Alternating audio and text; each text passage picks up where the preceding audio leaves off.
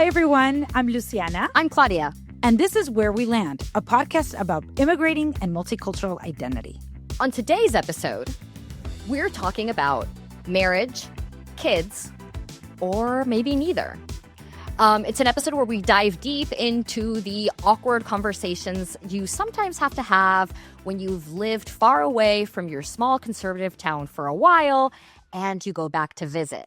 Going back to visit can sometimes be a little rough because you get asked questions that can be a little confronting to those conservative views that your hometown has. So, for example, we had a guest last week, Mariana Vilches, who talked about being asked still to this day about when is she going to get married?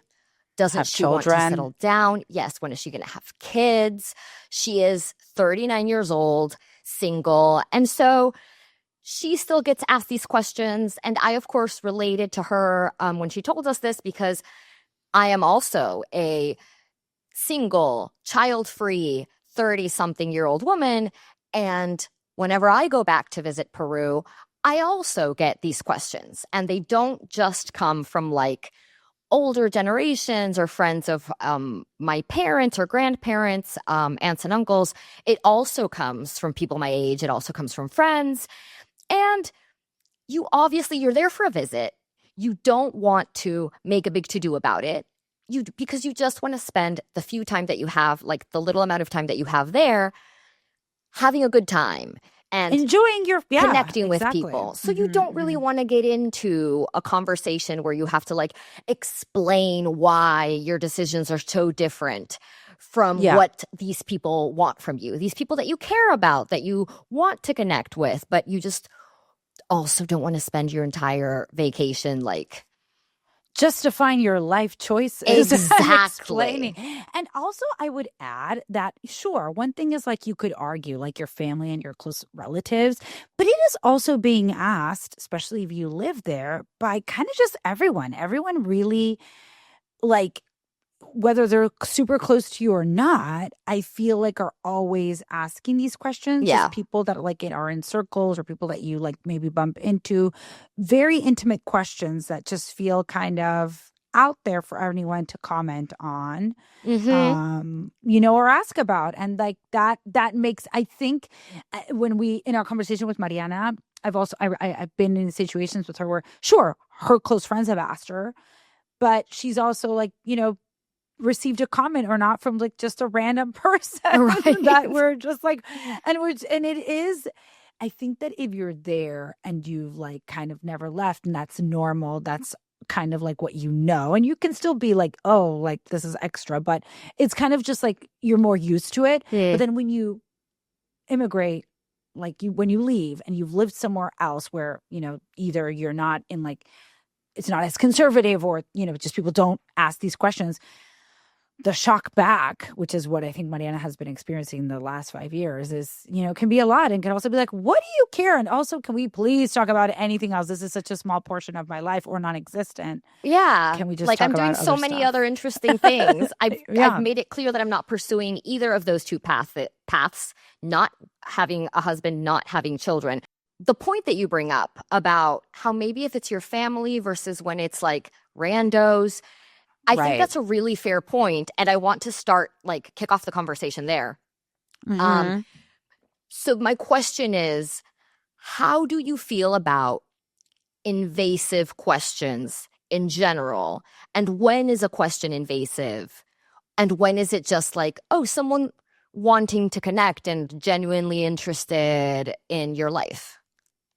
Yeah, I think that whether something feels invasive or not is really how close you are to a person. Like if you are sharing these topics with people, then obviously, well, I don't know if you're obviously, but I think in most circumstances, you're kind of opening the door for those questions, right? Yeah. Like if I'm talking to you about, this color for a wall, I'm probably, like, you're going to give me your opinion, whether I flat out ask it or not. Right. So I think it's that. I think it's like the people that you feel close enough to have these combos then, you're kind of just opening the door. But then people that you're very much not having those conversations with, or have never even expressed that, or just like, I think that then it will feel invasive. I think obviously the more intimate and these personal questions. And I want to say, like, yeah, they're just like such intimate decisions, extremely personal, about like, and what could be more personal and intimate than choosing a life partner and to literally have offspring. Yeah. Like, I mean, those also seem like very close. I would even take it a step further, though, that it is like, I think intention is important, like you can kind of suss out a little bit of like, who's asking me because they're genuinely curious, even if it's hard, even if it's a hard question, because you and I have had those conversations too. We're sisters, we're close. Yeah, we talk about, we almost have all of no the things topics off limit. Yeah. So yeah, and I think like you and I are just, sometimes can frame it like, okay, this might be hard, or like, oh, like we can suss out that the other person is maybe like trying to ask questions, but like kind of maybe like this might feel uncomfortable, but I'm asking with the best intention to know more about X, Y, Z decisions, So I think that is also like a flag to look for. Like, why is this person asking me this? Well, I think intention is kind of a difficult one to suss out, actually, because I think like, okay, sometimes, because there's like just different yardsticks for intention. For instance, like sometimes when I'm in Peru and it's like someone that knows my mom but doesn't know me at all, like literally has no idea, wouldn't know my middle name, doesn't know what I studied, doesn't know why I live abroad, hasn't seen me in like 5 to 10 years, but they see me, they know I'm their friend's daughter. Right. And they have no point of connection with me, but they want to make conversation. And they're like, oh, you live in New York. Oh my gosh. So are you seeing anyone? Oh, yeah. And you tell them, no, you're single. And when you tell them no, that you're single, they will sometimes ask like, oh, but why? Yeah. Or like, oh, but don't you want to get married? Yeah. How old are you? These all are the questions that follow, right? Which once again, I'm like, lady, you haven't seen me in 10 years. You don't even know my middle name. Like, these are not questions. This is not a conversation I want to be having with you. But at the same time, I understand that, like, listen, you're just trying to make small talk. You're not really. For sure. I mean, and I don't think there's ill intention there. Exactly. I guess, exactly. Yeah, so it's a navigation issue where you're like, okay, I'm giving her all the benefit of the doubt, and I'm going to be very kind and very nice and very polite when I talk to this woman.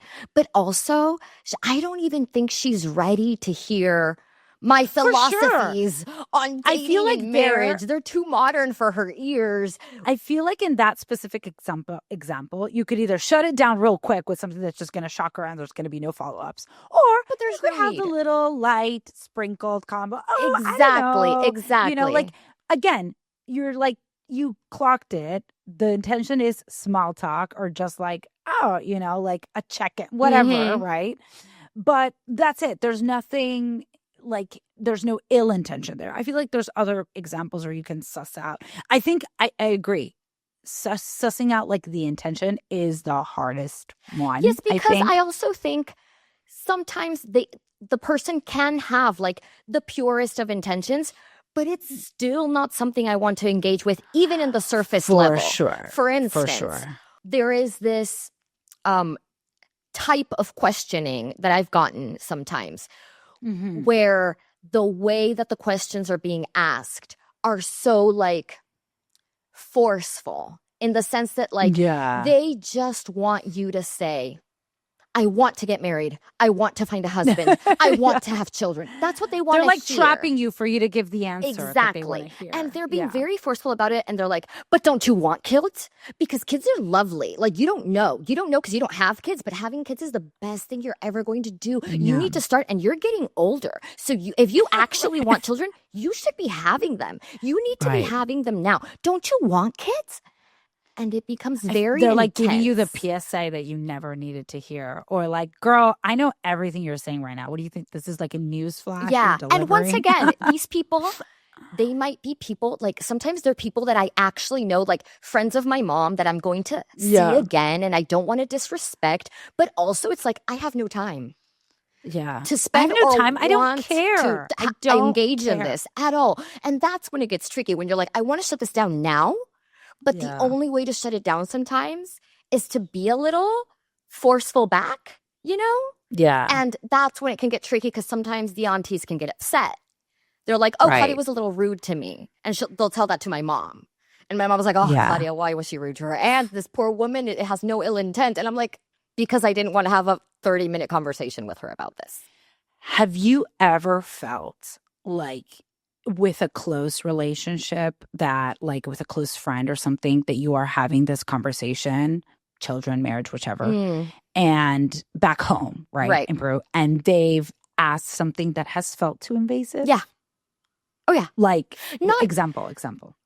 Not because I'm assuming you're having, like, with a close friend where you had some talks. Yeah. But, like, then they... Yeah, I understand what you're getting at, but I wouldn't use the word invasive, because that's not with a friend. That's not how it feels. Right. It's more that, like, because I was open to having the conversation, you know, with close friends, I'm cool with any questions they have. It wasn't the questions. It was more that the conversation started to get a little awkward and a little annoying because this person wasn't taking in what I was saying. So like they were just blocking. So it was like, and they were sticking with the same point, trying to make their point. It's like they were trying to convince me of their way of thinking. And I was like, no, but I'm telling you I disagree. And it was specifically having to do with marriage. So I have a friend who's married, happily married. She always kind of wanted to be married. Happy as a clam. And when we were talking, and she asked me about like, oh, how's dating going? How's relationships? And I was sharing, I was talking. And she started inkling towards, well, you know, marriage is a commitment. Like you have to decide and you have to like commit. And she was selling me on... Newsflash. I know. My God, I had never heard this before in my life. And she was like trying to sell me on the point that I just had to pick. Like there were... that I just had to choose someone and stick to it. And she would tell it to me like almost like a secret. Like, listen, all you have to do is just pick one. Just choose someone. And I was like, oh my God, thank you for this insider tip. Thank you so much. Just rip off the Band-Aid. Just get it over with, because it's all the same.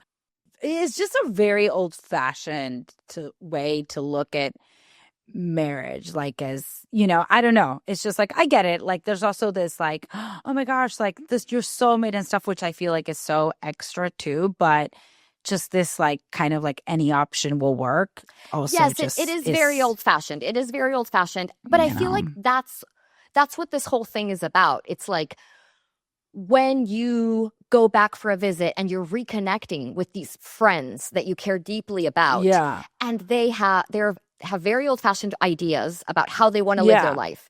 And you don't. Yeah. You have to bridge that gap if you want to keep your friendship alive and well.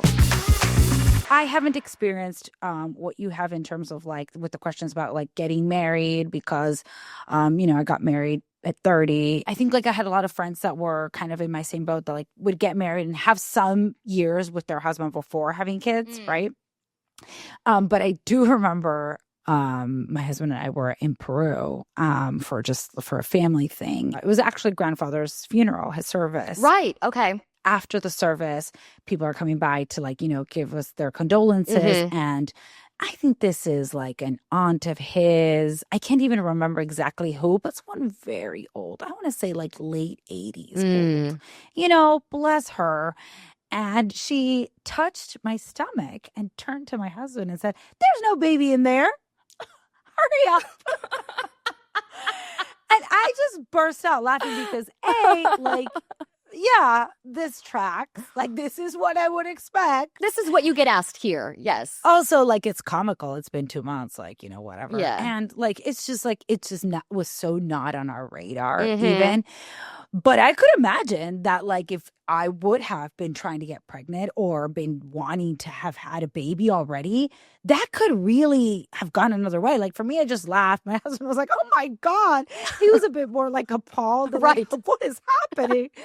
I was like, she just straight up asked us that? Like, what? Yeah, like, and I was like, this is hilarious. But I can see how, oh my gosh, like, if you're really trying, or like, this is a thing, I don't, that wouldn't fly. I mean, bless her. Again, she's, so old and whatnot. But yeah, that would be. And I also. So that was like a little. So it's, yeah, there's experiences like that sometimes. Yeah. And I also think it's a little bit of like small town versus big city, not just in the conservative sense, like of whether it's more liberal or more conservative, because some small towns can be quite liberal. Yeah. But there is still a certain amount of culture shock in the sense that, like, in a small town, people are very used to knowing everybody's business and being entitled to your business. I think that word is key, entitled to. Yeah. Like, so how dare you get offended that I'm Exactly. You? We just care. We love you. Right. We've known you since you were a baby. So we're going to ask all these questions. So haven't spoken to me since I was a baby too, but right. Sure. Exactly. Yeah. And so I think the reason you didn't get so shocked, and the reason I'm used to getting all these questions is because growing up in Peru, we did grow up with that sense of like, oh, everyone just asks whatever they want whenever they want. Like, right. That's just what they do. People will always ask about your life, whether you know them or they just happen to know your grandfather. Like, they'll ask and / comment. Oh, comment on. Like, they will give opinions. Yes. A comment like, like, oh, I heard that you did this recently. Yes. Oh my gosh. I just got a memory of we were in the airport. We were flying back to Trujillo, to our hometown from Lima. And we ran into someone in the airport and they asked you. With me? You and me. And the person came up to you and they were like, oh my gosh, where's your boyfriend? And you're like, oh, we broke up. And they're like, but why? He was so nice. I don't remember this at all. We were going to Toro Much. And they were like, but where's your boyfriend? And you said, oh no, we broke up. And you had just broken up, I remember, like 2 weeks ago. So I was like, oof. Oh, God, and it was fresh. This person was like, why did you break up? He was such a nice guy. And I was like, no one needs to hear about their ex-boyfriend. Why did you break up? He was such a nice guy. Like, what are we doing, people? I know. Like, when you do, like, also, yeah, I mean, I completely blocked this out. I have no recollection of this, but also, like, yeah, like, almost like when you leave something, like, or like when you move back. But why did you move back? Like, you were so happy, and it's like, girl, I'm here. I made this decision. Like, what? Not only that, what if the answer is like super sad? What if like I like got fired from this wonderful job? What if what if something tragic happened? Like, right. Let's not inquire about these things, please. Yes. And again, the opinions. And I feel like this, you touched upon a really good point. And I think like probably like more immigrants than we think will relate to like just this, because we've known you since you were little. We can have any opinion about whatever you're choosing to live your life, the way you look, whether you've put on weight, lost weight. Like, oh yes, back home, people are throwing that off willy nilly. You dyed your hair. Yes. And it's like, it's like, yeah, I know. Why are you informing me? Some can be like, whatever, you can laugh it off. Some could be hard decisions, and some can be a bit tragic. Like, yes, I know I dyed it and it doesn't look good, but I gotta wait. I gotta wait. I gotta live with this. Yes. And I think there is that sense of like, you shouldn't be offended. I wasn't like, they will get offended if you get offended, Yeah. Like, I didn't mean anything by it. Yes. Like, it's like almost you're the aggressor for like having such a big overreaction. And I guess like, navigating that isn't also like an important piece. Like, again, when it's familiar people, like this older woman at the church, it is genuinely funny. So that's easy to navigate. So the navigating thing, the how you navigate it is very interesting because there's lots of options. And for me, at least personally, what I've noticed that I end up doing is I usually, most of the time, because most of the time I can, because most of the time it's not, I'm not too upset by it. Even though I don't like the question and I'm like, why are we still asking this? Internally, Right. Externally, I manage to have like a pretty measured reaction. And my go-to is always to answer whatever they ask with like agreeing with whatever they're saying, and I'm agreeing enthusiastically. So for example, if someone asks me, are you ever going to have kids? My answer is, oh yeah, for sure. That's it. That's all. I'm not giving more explanations. I love that for sure. Oh yeah, because for sure. And then they look at you like, and then if there's follow-ups like, oh, but how old are you? Totally. Oh, I'm 38. Not a sign of worry. I'm 38. Yeah. And then they're like, how old are you? No, I don't do that because that's when you get petty. That's when you get, once again, 90% of the time I'm not petty. Every once in a while I am. But I've seen those moments where you are, and it's so fun. It's gold. It's gold. My pettiness is. Wait, I have a little follow-up to this that you're painting right now. Okay. The question, does it like, will you give that answer regardless of who it comes from, like gender specifically? Like if it's coming from a dude, like do you give a different answer than from the auntie? Like with the dude, are you more feisty or are you more like, what do you care? No, I'm exactly the same. It doesn't matter. It doesn't matter if it's male or female. It matters more if it's like, how much do I want to blow this off? The hardest one to navigate is like the second degree friend who's like, listen, you knew me for a year 8 years ago. Like we hung out for a year. We had the same group of friends for a year 8 years ago. And now you see me and you feel like you can ask and have these opinions. And I'm like, no, you can't, sir, madam. Yeah. Like, no. And in that case, that's when I get petty. That's when you hear me with the petty answer. Like my friend's brother, my friend's older brother, like with those people, I'm like, oh, you feel familiar? Let me get familiar. Yeah. Let me get familiar with my response too. Like, you feel familiar enough to ask me these intimate questions. I feel familiar enough to brush you off with a little bit of pizzazz, Yeah. Yeah. And, like all of these examples that we're talking about, like who we brush off, who we like double down on, like with our, response, we're all talking in the context of back home. Here in the U.S., no one, like, this is not. Like, no one's asking me. Not no even one's asking me. And if someone is, they are severely wrong. Like, they are just like really like, and it's so obvious. Like, everyone can agree this person is just like really out of touch. Back home, it's a different story. Yeah, back home, it's socially acceptable. Like, one example just came to mind of like what we were talking about, this like second degree connection, which was, he was some guy that someone brought, it was like a friend of a friend. Okay. So I didn't even know him. Like he had just met me that night. But he was really, really, really good friends. Like went to high school with a couple of the people that were really close friends of mine. Right. Okay. And he's like, oh, this chick that lives in New York, let me talk to her. Oof. Exactly.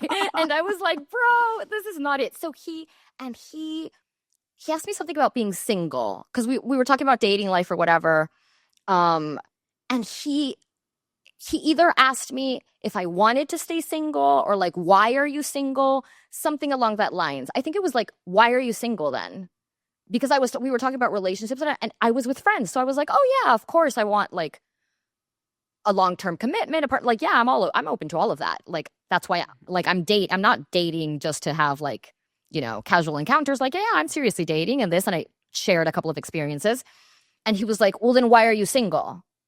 And I literally, without missing a beat, I clocked him, looked at him and said, oh, because I'm ugly and nobody likes me. And the guy was just like, Oh, and my friend laughed. A really close friend of mine laughed out loud because he knows me, and he was like, "Claudia being Claudia." And did you get like his face? What was his face like? What did he? his eyes. I'm assuming he wanted to crawl under a rock He went. and like He pass out. he looked like he was like, like he was shocked, and I was like, and literally I said it, and then I turned back to my friends and kept talking about like whatever it is that we were talking about. Because he literally, like, we were talking about sharing stories. And I was sharing. And he stopped me to be like, why are you single then? But he said it with like, why are you single? And I was like, oh, because I'm ugly and nobody likes me. Yes, that's the response that it merits. To me, that it's like, again, it kind of feels like similar to like as if someone would say that here in the US where like it's very not acceptable. We're talking about like a place back home, especially back home in Trujillo, where, it's way more conservative and just kind of a little bit more like, so what you're saying, socially accepted. Maybe things are changing now a little bit more, but not so much. I think I know the answer to this, but we were talking about like, with Mariana, how she just like, oh, the questions get so old. Especially with friends, I can see how that could be just a bit of a turnoff. Like, I don't want to hang out with these people. Yeah. Do you feel that ever when you're back there? So I think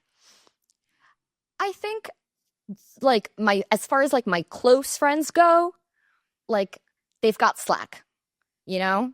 Their leash is loose. Their leash is loose. Like I will cut them so much slack if you're a close friend of mine. Like even my friend that was trying to sell me on the marriage, I'm like, just settle down. I'm like, I'm still gonna see her every time I go. Like I'm still gonna talk about like marriage whenever I see her. I know that she'll probably ask me at least once while I'm there, And it's like fine because she's like a close friend of mine. So I give them that allowance.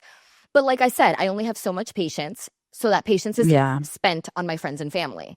And if you're some rando, then I have no patience for you and I will get petty. Right. But so it doesn't turn me off from my friends. But it does, what I have noticed is that it turns me a little off from spending as much time in Peru. Not in the sense that, because I always try to go once a year and I don't think that's going to change. But I did notice that like, before I was like, oh, let me spend 3 months in Peru. And now I'm like, wait, let me spend a month in Peru.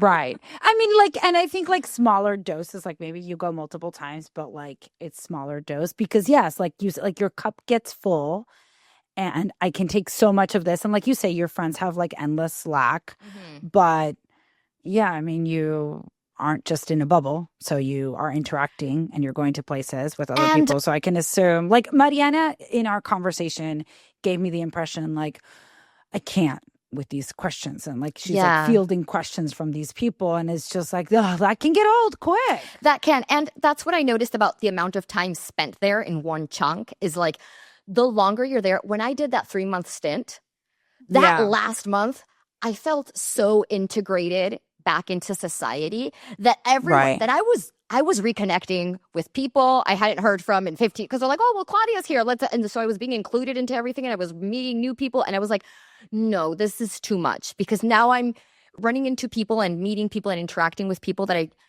don't necessarily vibe with. And I'm just being included everywhere. And I'm like, no, wait, I actually didn't want this level of reconnection because I don't want to be fielding. Because everywhere you go, you are the person that lives in New York. And everyone wants to ask and everyone wants to know. And because it's Peru, and you're a woman and you're single, marriage and kids will inevitably come up. And it starts innocent. It starts with like, so are you dating anyone? Which is always a fun conversation. If you tell someone in Peru, oh, I live in New York, they're going to be curious about the dating scene. Because they're going to be like, oh, you're single. Oh my gosh, so are you dating? And it starts like a fun conversation. It starts like they want to know the anecdote. They want to know what it's like there. Is it really terrible? I heard dating in New York like sucks. Isn't that like... Right. Give me the episodes of Sex and the City, please. Exactly. That's how it starts. It starts with everyone being very nice, very enthusiastic, and it starts like a fun, light conversation that you participate in because you're like, yeah, I can do this. But then very quickly it turns into... Well, what about getting married? Well, what about kids? Well, how old are you? Well, don't you want that? Well, wow, that must be so hard. So, like, in New York, like, do people just not get married? Like, what has happened? And I'm like, guys, this is... Yeah. No. Yeah. We need to move on now. No, please. For more updates, stay tuned. And ask us, since everyone else is doing it. Okay, now it's time for Culture Clash Flashback. This is a culture clash that we've personally experienced and we want to share with you all. So today I want to share the culture clash of restaurant reservations. And this one is going to be, I'm going to get you. You're not going to be able to guess it because okay.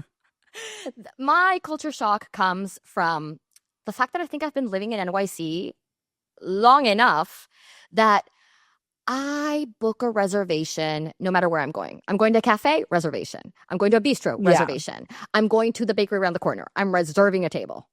Because that is how New York City works. You need a reservation to get anywhere in this city.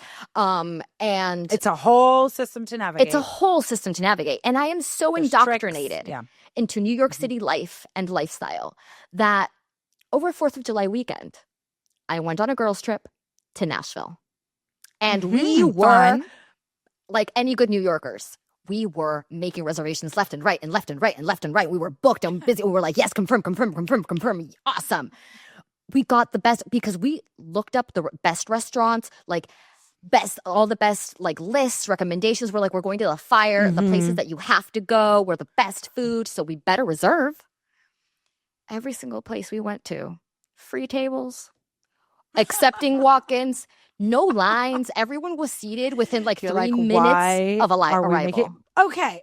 Yeah, like fair. I'm on your team because that's 1,000% me. And I feel like most people, maybe New York did that to me too, because I was going to say, welcome, you've arrived. Because I feel like that was me, 10 years ago when I first landed in New York. I'm like, oh, I'm never eating unless I make a reservation. Exactly. Right? Unless you want to wait 45 minutes for a table.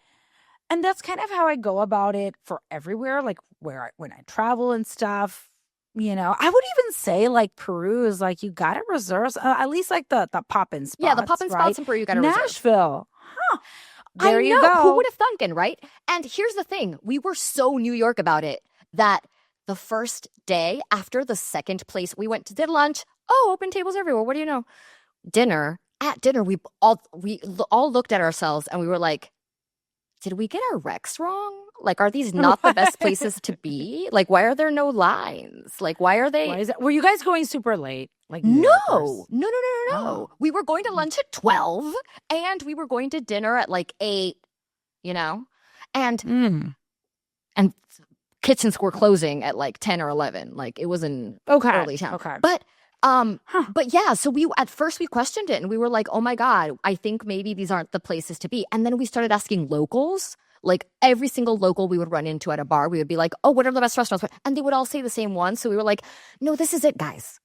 I think this is. Was it like not busy like during 4th of July? It was the busiest. It's their busiest weekend. It's like their local celebration. Like they shut down Broadway. Maybe more people are just like dining at home, like barbecuing, grilling. Now, listen, these places weren't like empty. You know what I'm saying? Right. Like, it wasn't like a ball of hay was rolling. No. Okay, you just don't have to make resis. You just don't. In Nashville. Literally, we saw, and it was like, Nashville, walk-ins. keep us honest. Chime in. Let us know. Yeah, walk-ins arriving, and people being like, oh, 1 second, let me see what table we can find for you guys. And then they would scramble.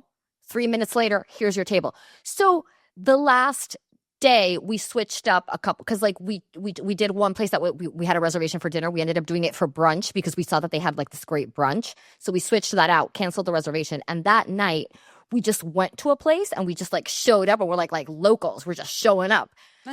Yeah. Got seated so quickly. I had the best, hugest lobster the size of my hand. It was the size of my face. I mean, amazing. Like, oh wow. Yeah. Okay. Well.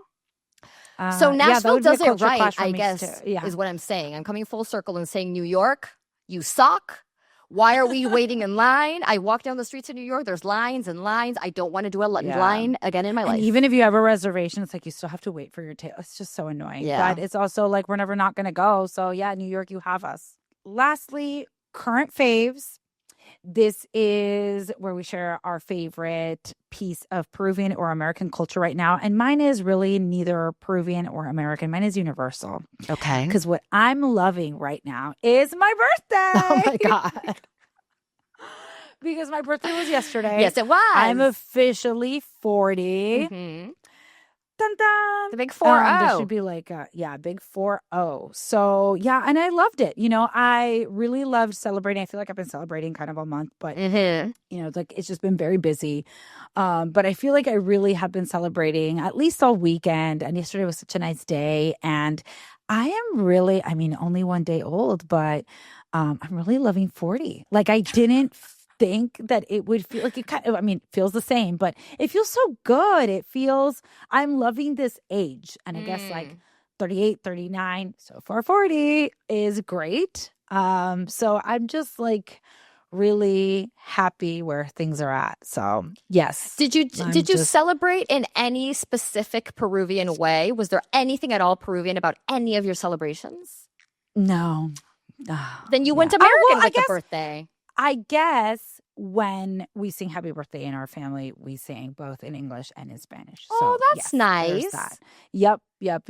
We do the Peruvian way. So yes, there is a hint of well, Peruvian there you in it. go. Yeah. You know what we used to do? Salveo madre? Kids. No. Okay. Because you were talking about singing. I'm like, did you used to sing that too? No, we used to do pre-kids is like, wait up, like the night before we do the quema in Peru, like you wait till midnight. So pre-kids, we used to do that, or I would make my husband do that.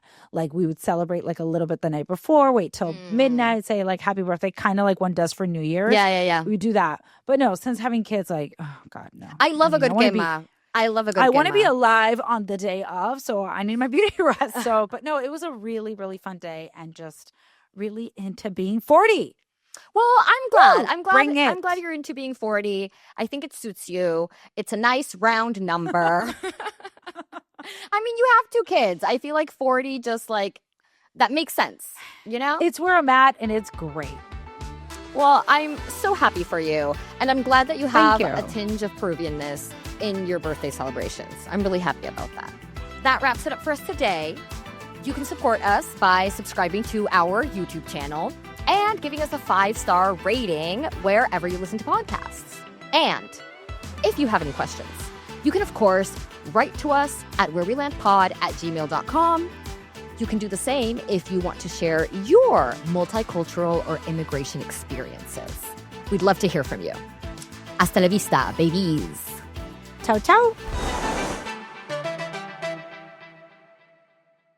At Where We Land, we know some immigrant experiences are harder than others, especially for those in the margins of our current legal system. So if you would like to help, we encourage you to support organizations that provide services for immigrants and champion their rights. You can find a list of organizations in the show notes.